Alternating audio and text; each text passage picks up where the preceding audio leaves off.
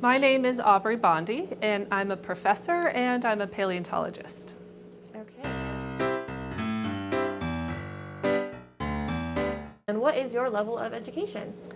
I have a PhD, and my PhD is in geology and the earth sciences. So it takes about 4 years after you graduate from high school to get a Bachelor of Science, 2 years after that to achieve a Master's of Science, and then another 4 years after that to achieve a PhD. How long have you been working in paleontology? Well, I've been involved in paleontology since I was quite young. I got involved in it when I was in high school and attended some dinosaur excavations in South Dakota. And then I continued to be involved with it as I went through my higher education programs. So during my bachelor's, I worked in a lab. I actually also participated at Badlands National Park and worked on a fossil site out there. And then during my master's degree, I continued to work on fossil sites. Though that time I was mostly involved in invertebrate materials of older ages, so 300 to 200 million years old. And then I also have continued on to work on fossils as I was working on my PhD. So I've really been involved with working on fossils for about 15 years, maybe a few years more than that. What does a typical day look like for you? There are sort of two types of typical days. One typical day would be an office day. So being in my home, teaching courses online, and then I also spend time working with students who might need extra help in those courses. And then I would pivot and I would conduct my own research. So when I do research from home, I'm either working on data that I had previously collected during a field expedition, and then processing that and analyzing it in order to write it up for publication in a scientific journal. Or I'm preparing for a new field expedition where I need to pull geologic maps and identify what type of rock I will be working in and the ages of those rocks, how I can get to those rocks. It's sort of a general plan of how I can do field work. And then the second typical day is a day out in the field. And so a day like that, I'll wake up early. There's usually some time to travel out to the field site. And then either if it's a new area that I'll be working on, I'll usually prospect around and hike for a while and just sort of discover. Spend time discovering what the rocks have in them and if there are any fossils that they contain. Or if I have a field project that I'm researching in more detail, I'll drive right to that site and I'll have a plan in place of how I need to collect the data that I need, and then I will take that back and process it on an office day. What is the best part of your job? The best part of my job is definitely making a discovery. That tops everything else. So being out in the field, even if it's an area that you've worked in quite a bit. So for example, I've worked with the public land partner National Park Service out at Tule Springs quite a bit. And even if you go out there and you know you're gonna find a mammoth or a camel, but you just dig a little bit or you walk around and you find something weathering out and it's a tooth, it's very exciting. So that's one of the cool things about it. And then I guess it's just also having the ability to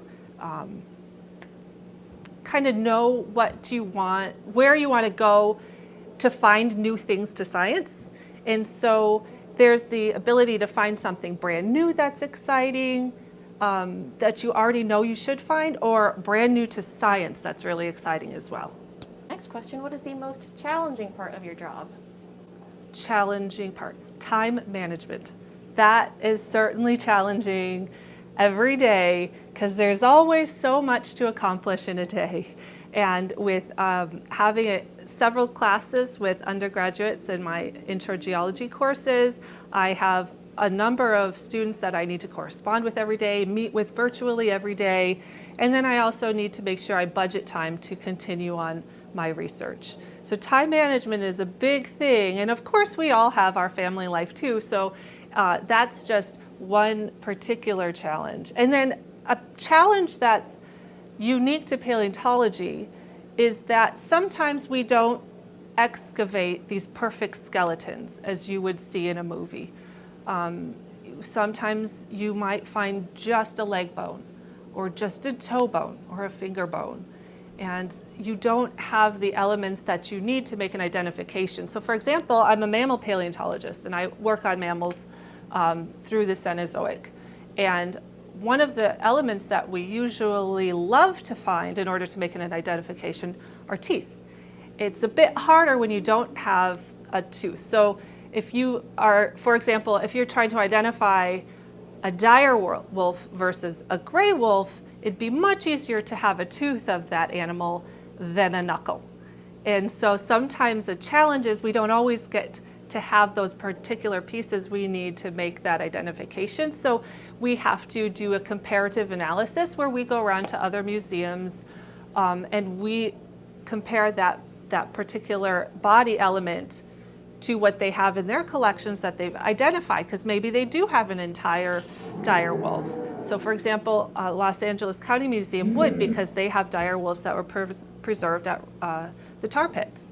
And so we might be able to take that piece and go look at that over there, and then that would help us identify. So sometimes it can be very difficult to make an identification of an animal, of a fossil, and then sometimes the most frustrating part is you just don't get to make an identification at all, and you have to just leave it vague until you have more material.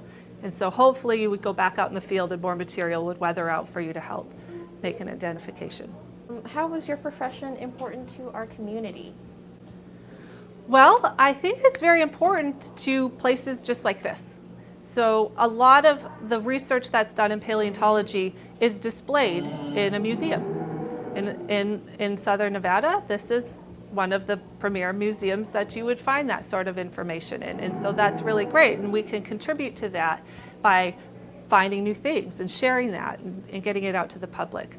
And so it's very important because it provides an idea of how life evolved on the planet. For billions of years, there was just algae growing on the planet.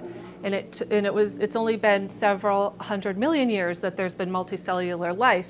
And then animals evolve and they go extinct through time, and we have a very good handle on that process and the process of evolution all the way through to how we became to be here right now and our impact that we have on the earth. So paleontology does a lot in unraveling the mysteries of Earth's past.